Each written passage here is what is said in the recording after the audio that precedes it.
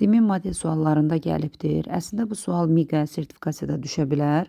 Şagirdlərimə biri atıb izah eləyirəm, qrupa da yükləyərəm.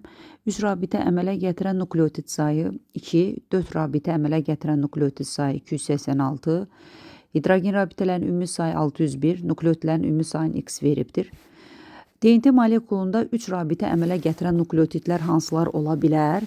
Əgər biz DNT molekulunda adenin və timini molekulun əvvəlinə ya da sonuna yazsaq, onlar arasında 2 hidrogen rabitəsi və adenin də özündən aşağıdakı nukleotidlə, yəni kovalent rabitə ilə birləşir. Baxırıq ki, 3 rabitə yaradıb, adenin 3 rabitə yaradıb, timin də 3 rabitə yaradıb. Yəni, adenin və timinlər olacaqdır bunlar, amma mütləq bunlar molekulun ya əvvəlində olmalıdır, ya da sonunda olmalıdır. 4 rabitə əmələ gətirən nukleotit sayı 286 verilibdir.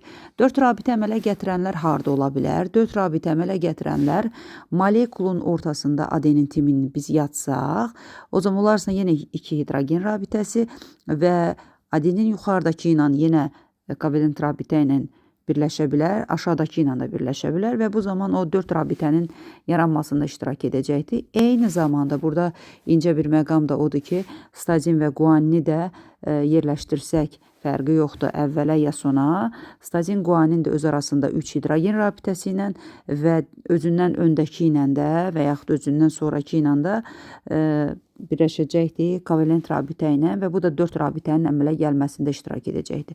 O zaman 4 rabitənin əmələ gəlməsində 286 verilib. O 286-nın içərisində bax bu stazin, guanin 2 dənə yerləşir. O zaman biz yazarıq 286-dan çıxarıq 2-ni 284 eləyər. Bu 2 dənəsi nədir? Stazin və guanin deməkdir.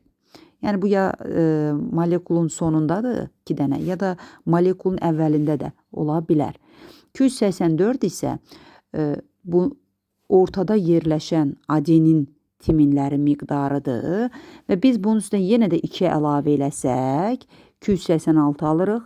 Bu da tamamən DNT molekulunda olan adenin və timinlərin miqdarı olmuş oldu.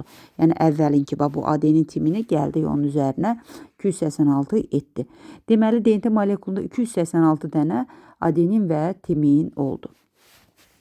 Belə bir düsturumuz var. Hidrogen rabitəsi bərabərdir 2 adenin üstə gələk 3 guanin düsturu. Buradan hesablaya bilərik. Hidrogen rabitələrinin miqdarını veribdir 601 bərabərdir 2 vurulsun adeninin miqdarı. Adenin miqdarı 286-dan tapa bilərik. 286-nın yarısı, yəni 143-ü adenindir, 143-ü timindir. 2-ni vurarıq 143-ə, üstünə də gələrik 3 guanini. Bunu həll edək. 3 guanin bərabərdir 601-dən çıxaram 2-ni 143-ə vuranda yenə 286 eləyir. 601 çıxılsın 286. 3 guanin də bərabərdir 315. Guanini buradan tapaq 105. Guanin 105-dirsə, deməli stazin də 105-dir. Bizdən nəyi soruşur? X-in qiymətini. X nukleotitlərin ümumi sayıdır. Bunu hesablayaq. Bütün nukleotitləri tapmaq üçün biz adenin üstə gələk timin, üstə gələk stazin, üstə gələk guanini hesablaya bilərik. Və yaxud da başqa bir düsturla da hesablaya bilərik, rahat olsun deyə. Hidrogen rabitəsi bərabərdir. Bütün nukleotitlər üstə gələk guanin düsturundan. Bütün nukleotitləri tapmaq üçün hidrogen rabitəsindən guaninin sayını çıxmalıyıq. Hidrogen rabitəsinin sayı 601-dir. Çıxıram guaninin sayını 105-i.